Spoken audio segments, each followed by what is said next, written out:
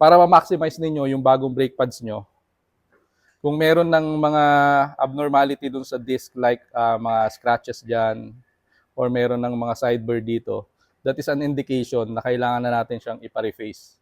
Just like what we did here sa sine-service namin na Toyota Race Turbo.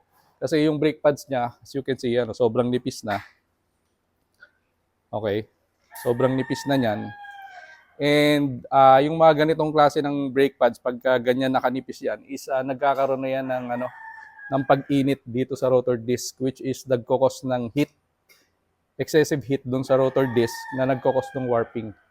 So pag hindi natin siya pina-replace at nilagay natin yung bagong brake pads, ang mangyayari dyan, hindi magko-contact ng maayos yung brake pads up to the point na magkakaroon niya ng mga abnormal sounds like squeaking or vibration during high-speed braking. Let's say nag-cruise kayo sa highway or expressway ng mga around 80 to 100, tapos pag preno yung ganun, nagbabibrate yung brake pedal.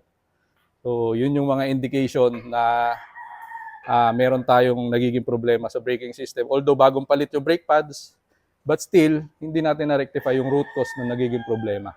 So yun yung isa sa mga standard na ginagawa natin dito para makaiwas do sa doble gastos yung mga kliyente na nagpapagawa dito sa aming shop.